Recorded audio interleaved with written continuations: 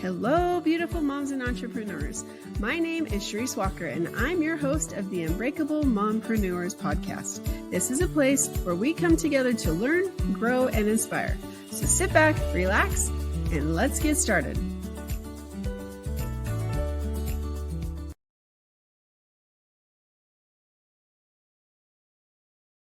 Hello, Unbreakable Mompreneurs. My name is Charisse Walker, your host, and today I'm here with Donna Tashjian, and we are going to talk about some of those things that nobody really likes to talk about. But my question for you is, do you feel like there's something more for you? Do you feel like you are here for a purpose, but you don't know what that purpose is, and you're feeling stuck, or you're feeling like you're not good enough? Well, we are going to talk about all of those different things today. So without further ado, Donna, would you like to introduce yourself to our audience? Thank you very much. It's a pleasure to be here today. My name is Donna Tashjian, and it is easier than it looks to pronounce. I am the founder of Vibrant Living International. I have been coaching and mentoring, helping people to live vibrantly for over 30 years. So going back a ways, and I love to help people discover their purpose, to step into it. But even when we know we have an idea, it feels overwhelming Yeah. because how can I do that and all the things that moms do? How, when we talk to mompreneurs, we're talking about not just how to run a business, but how do I take care of my kids and how do I have a marriage or relationships and how do I do all of the things without feeling overwhelmed? Because just thinking about it, you like get all tingly and have trouble breathing. It's just like, there's just too much.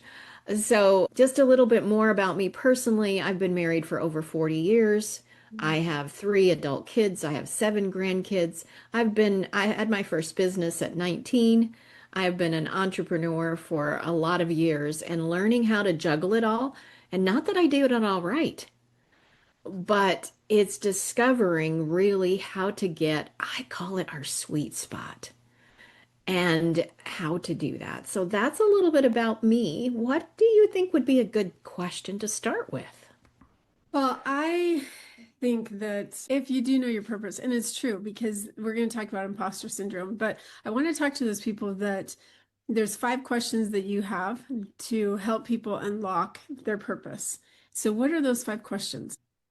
We make them really sometimes overwhelming in what those 5 questions are, but they are, who am I?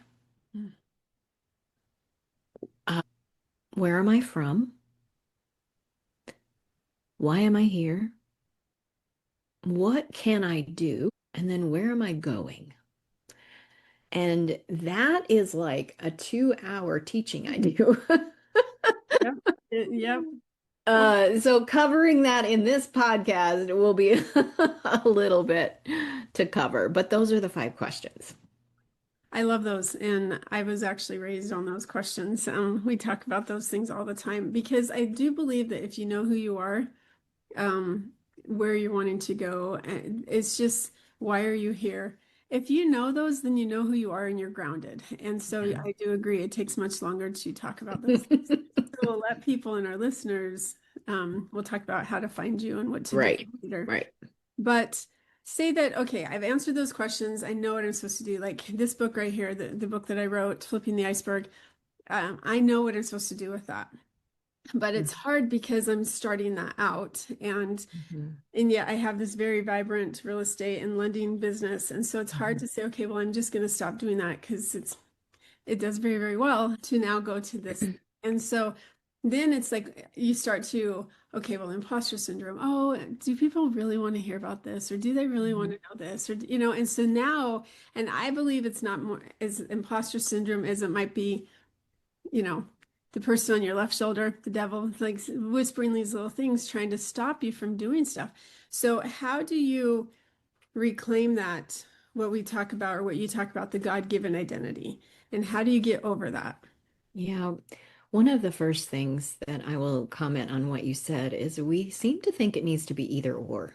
Yeah. And what if it could be both, Yeah. at least for a while? And Mhm. and we sabotage ourselves a lot. We make ourselves freeze because I can't give all this up Mhm. and I don't have enough time to put into that. Mhm. So how do I do both? Yeah. And that's not the only thing you have going on in your life. I'm sure there's other stuff. There's other commitments, there's other relationships, maybe children and all the things as we get to know each other. But we do the either or. And as soon as we do, I want you to notice this one thing. Either anytime you say I either get to do this or I get to do that, there's some type of limiting belief in there. Mm. And if you just pause and say, okay, so where did it say that I have to do this or that? Mhm. Now, I was a realtor for over 20 years, and I was doing that while I was building my coaching practice. Yeah. Because when I started coaching, I was doing it for free. It was just something I did.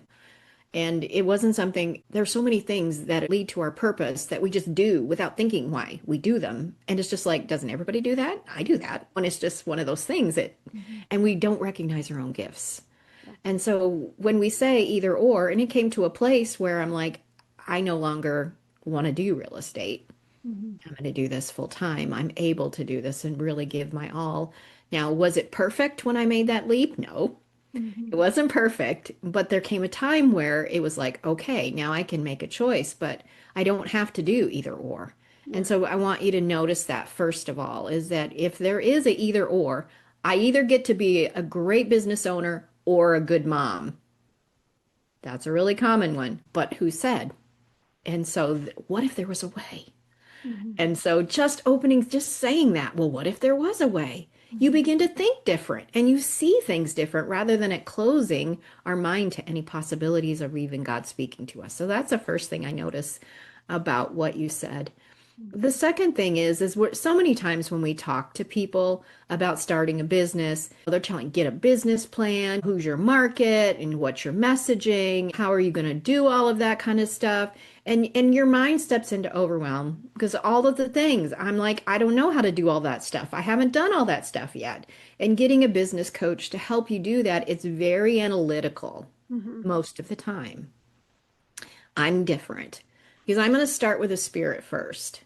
I'm going to start with who you see yourself are. And when we know the second question is where did you come from?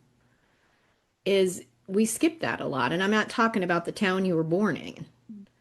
God created you for a purpose. You are intricately and amazingly formed.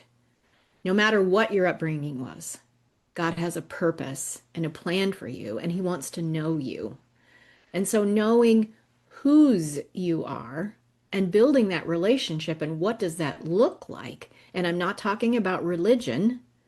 I'm talking about a relationship. And when we learn how to do that, it empowers us because I'm never alone, even when I may be the only one working on it. So many times when we're passionate and we have this business, I am the only entrepreneur in my whole family that I'm even aware of. Oh, wow. And so you're kind of odd when those kind of things happen. Mhm. And we always seem to hear people reinforce those fears that are going on the inside of us Yeah. Yeah. instead of finding the people that are going to reinforce the dream. And when you have a dream, a new idea, a passion that you're developing, your purpose, it's like a brand new baby. Yeah. And you don't want to share that baby. You don't just hand that baby to perfect strangers. You don't hand that baby to everybody.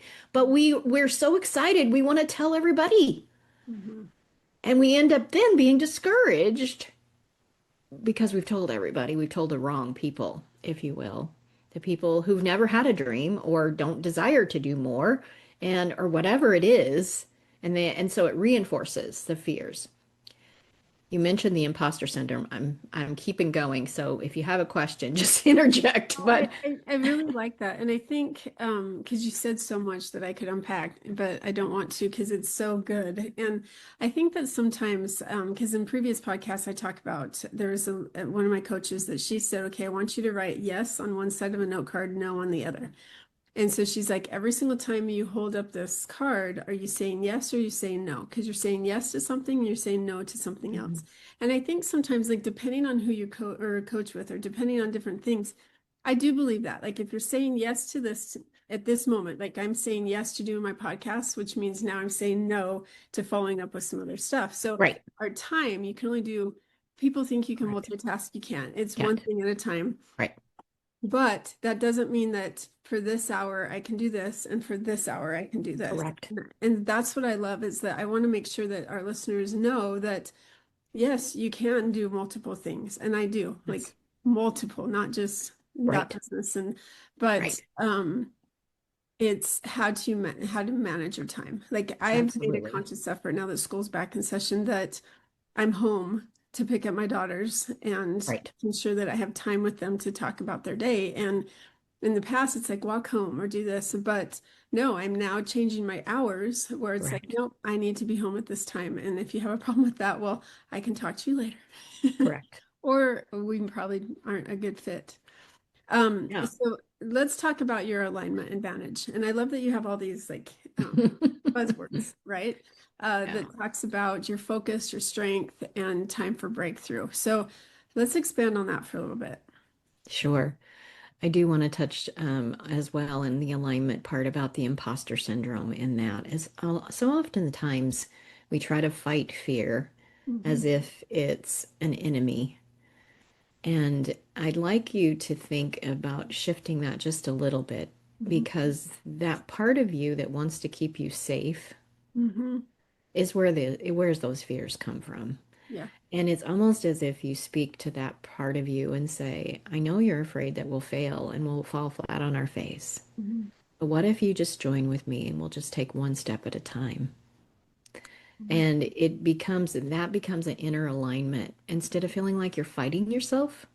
Does that make sense? And so learning that your subconscious, your part of you, whatever word you want to use to describe that, is going to want you to belong and want you to be safe. Mhm. It's the core needs we all have. And if I do this, I'll use the story of when I began to go on videos.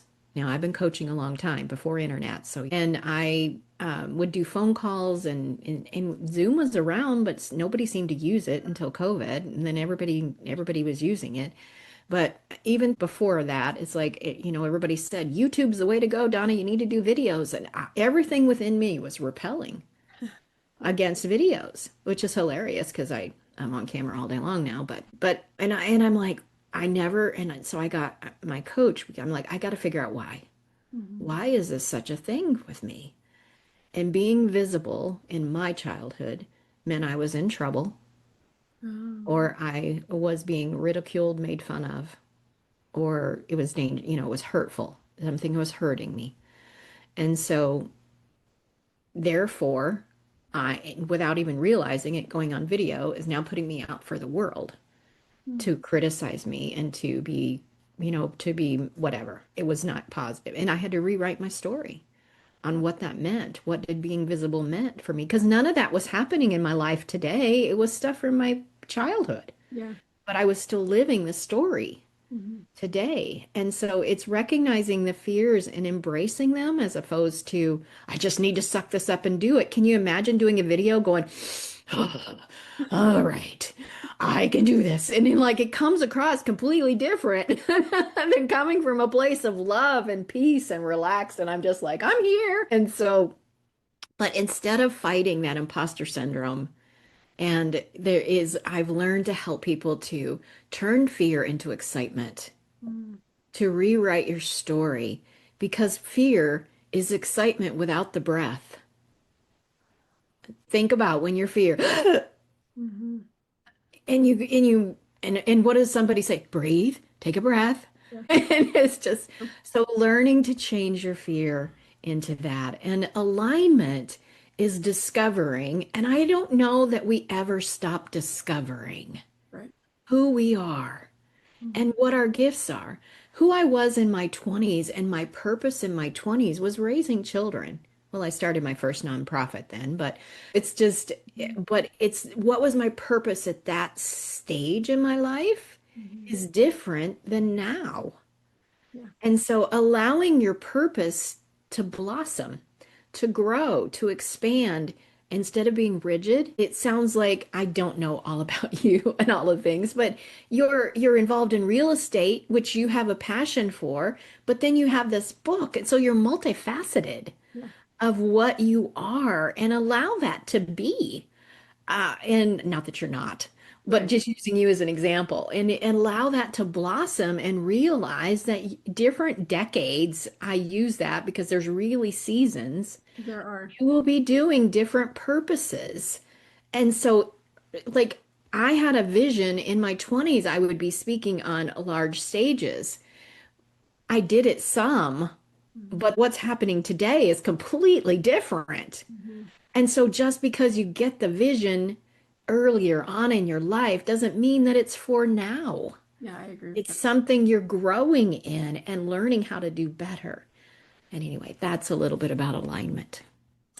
And I, to bring in that relationship with God, right? I do believe that if you listen, some people call it intuition, other people call it other things. But if you follow that and you're Yeah, listening to that, because your gut, like there's this whole yeah, actual body experience. I actually there talked about absolutely that is.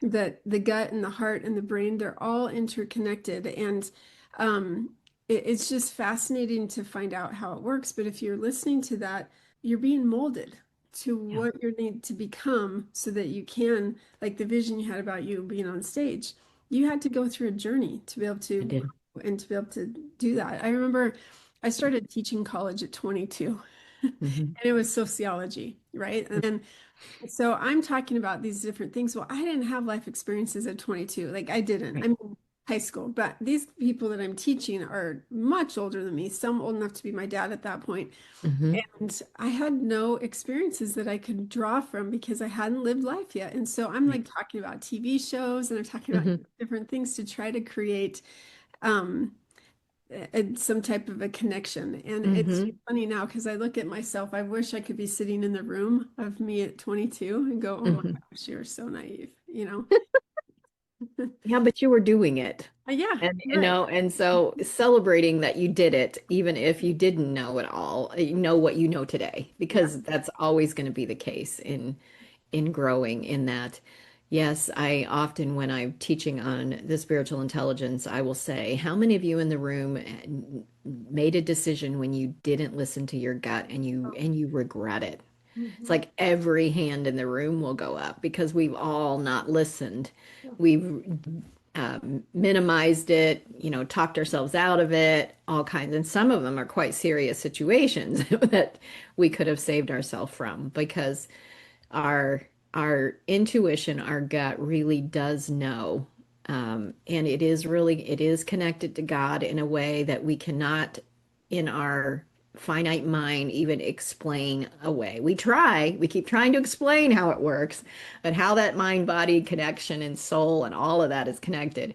But it is truth Mhm. that when you begin to listen and finding your purpose is starting with what brings you joy.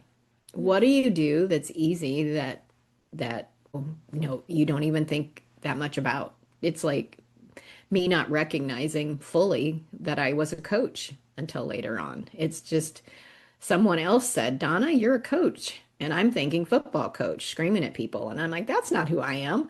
And I hadn't used that language Yeah. because it wasn't that when I started 30 years ago. It wasn't the language. So learning to what comes easy and then recognizing that you do have to grow in it. And I think that's one thing that's missing a lot today in our younger is that they want to go from college to CEO. And I'm sorry, life doesn't work like that. As much as we all would love it to work like that, but Mhm. you might start being the janitor or well, the lower level, if you if you want to call it that. But there is a learning curve to Mhm. go through in life to be able to do things even better. So if you're gifted at it, do something to grow in it. Because it doesn't mean you have to wait till you're 50 to be a master at it because you can grow and learn how to be it. So that is a lot about passion and purpose. Mhm. And my main passion when I was younger is was my kids. I wanted to be a great mom and raise amazing adults. And then, well, there was other things going on at the time. I'm never doing one thing, but I don't, but as you get the picture. we just ADD like squirrel. As an entrepreneur, it's because I think that as an entrepreneur, you finally realize that you're not beholden to somebody else, that you have freedom, that you have ability, and that you have talent, and that you have the ability to follow your dreams and your passion. And then you realize, okay, well, I don't want to just pigeonhole myself in this. Like, I also want to do this. And then I also want Mhm. to do this. So I think as an entrepreneur, you start out doing this one thing. And Yeah. then as you continue to get more experience, then you continue to go into different directions. Like when I was getting my real estate license, like I was running colleges, I was opening colleges. I would never have thought that I'd be a realtor today, but Hmm. I love it. And I don't have to work the 70-hour weeks for Hmm. somebody else. I Right. get to work for myself. So yeah. That entrepreneurship is a double-edged sword because I have nobody to be accountable to either. And Yeah. so you can make a lot of money or none. And so learning to be able to recognize and finding some place to be accountable is really helpful as you grow, whatever that looks like for you. A safe place that's going to encourage you and speak life into you and encourage that part of you to grow is important. It's one of the things I wished I had had earlier on. And I was just going to ask you that question. So I'm glad you did. Is what do you wish you would have known? So let's talk about being a mom for a minute. Okay. I want you because now that you have grown, isn't adulting children hard? It's You know, different. yeah, yeah. But you're sitting on a park bench and Mhm. you are watching other kids and these young moms, and you're just watching this interaction. And now you who have gone through the entire life cycle of childhood, infanthood to adult children. Mhm. What, and this can be tough, so if you don't have just one, but what is one piece of advice you would give a new mom, if it could be anything? Uh, Relax is one thing. And the other was don't take things so personal. I became a mother at 15. Oh, wow. So I've been a mom for basically all my life, pretty much. So talk about insecurities and thinking about failing and all of the things. And with my oldest, I had a little girl, I raised her. The conception wasn't consensual. So there's trauma involved in all of that. But one of the things that I did is I had to make sure she was clean, she needed to behave well because that was how good a mom I was. Oh, And if you do that, you're in for a rocky road because your kids are going to say things and do things that you're like, "Oh, that's not the way I taught you." And they they do the darndest things. And so that's one of the things is don't take everything personal. mhm. Because when we do, we parent them from fear instead of faith. And so that is one of the main things I wished I had learned earlier is how to not take their behavior. Even I had trouble with my oldest daughter and I said hurtful words, like really hurtful words. But it wasn't about me. It was about her own pain of her own that the what she was born and how all of that happened and what she was going through. But it was still painful to hear, but Mhm. learning not to make it about you is one of the biggest things in growing. Speaking life over your kids, what they're doing well, more than what they're doing wrong. Yeah. That's parenting from faith, not fear. Speaking, if they're good at math, encourage the math. They need to little grow in the other, but whatever they're good at, Mhm. emphasize that. Instead of the way our schools do is like they don't emphasize the math. They're bad at English and you need to spend all your time on English when actually they could go advancing in math. Not that they don't need to learn their English, but you get my point is highlight what they're doing well. So many times is don't do that or this bad thing will happen. We're parenting from fear. Not that you don't need to say those things, but I think I'm getting my point across is speaking life and parenting from faith. I love that. And it's interesting because now I'm in the entrepreneur world, is what I call it, where you can see the Russell Brunsons, the Grant Cardones, and I coach with them. I do. And Grant Cardone is fascinating to me. And people that don't know him, he's this real estate guru that started with like Mhm. $3,000 and has built it to multi-billion dollar in 20 years.